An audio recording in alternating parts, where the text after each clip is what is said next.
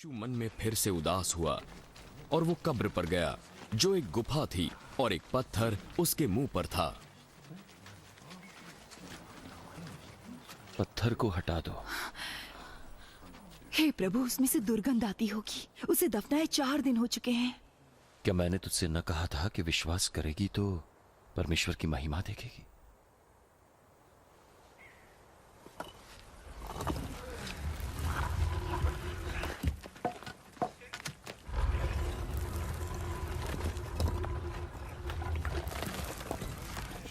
तब उन्होंने पत्थर को हटाया।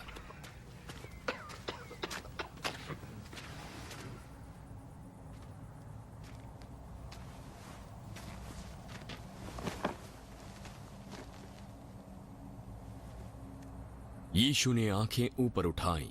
हे पिता, तेरा धन्यवाद जो तू मेरी सुनता है।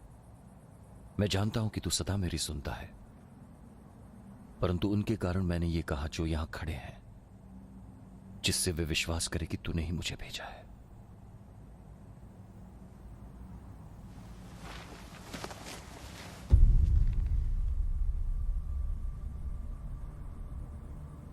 ये कहकर वो ऊंची आवाज में पुकार उठा,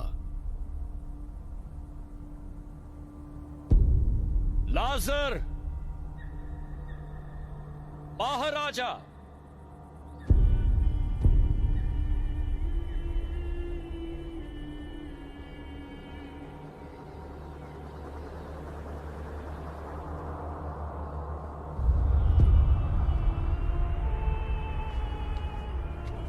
वो निकल आया।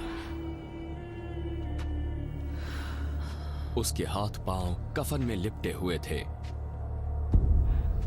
और मुंह अंगोछे से लिपटा हुआ था।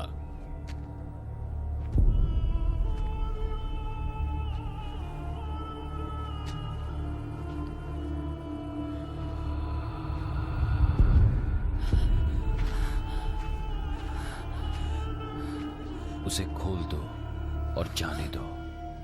तब जो मरियम के पास आए थे और यीशु के काम को देखा तो उनमें से बहुतों ने उस पर विश्वास किया, परंतु उनमें से कुछ ने फरीसियों के पास जाकर यीशु के कामों का समाचार दिया। इस पर प्रधान याजकों और फरीसियों ने महासभा बुलवाकर कहा, अब हम क्या करें?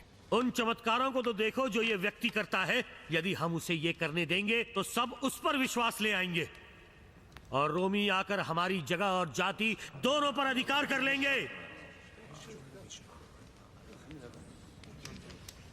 तब उनमें से कैफा नामक एक व्यक्ति जो उस वर्ष महायाजक था बोला, तुम सब मूर्ख हो।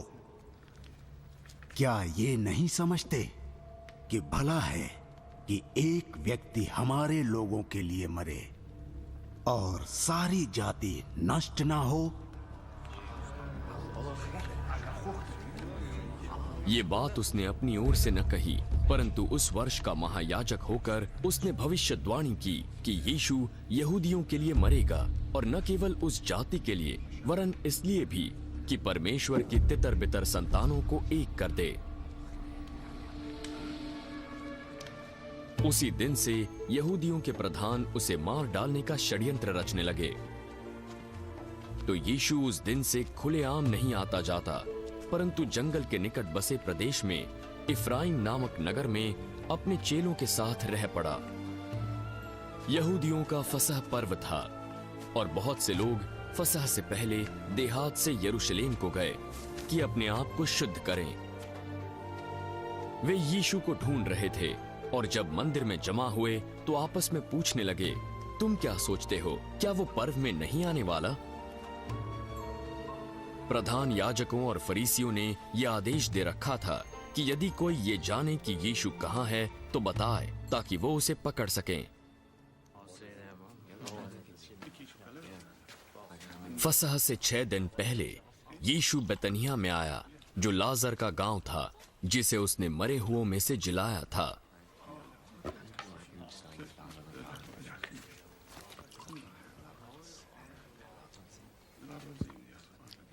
वहां उन्होंने उसके लिए भोजन तैयार किया और मार्था सेवा कर रही थी और लाजर उनमें से एक था जो उसके साथ भोजन करने के लिए बैठे थे।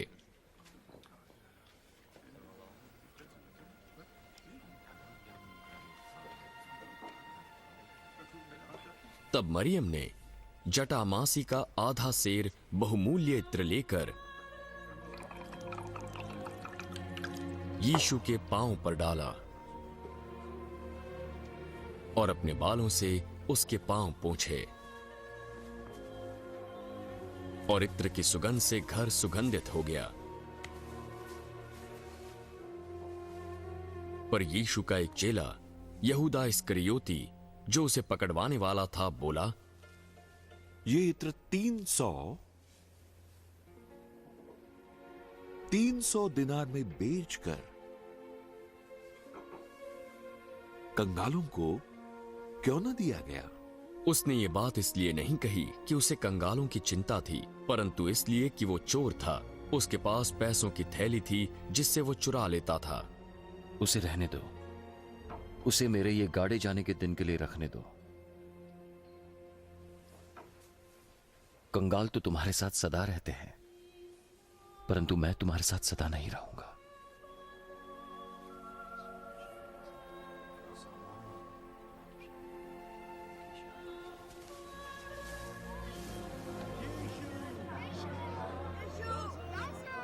बहुत से लोगों ने सुना था कि यीशु बैतनिया में था, तो वे वहां पहुंचे, केवल मसीह के लिए ही नहीं बल्कि लाजर को भी देखने, जिसे यीशु ने मरे हुओं में से जिलाया था।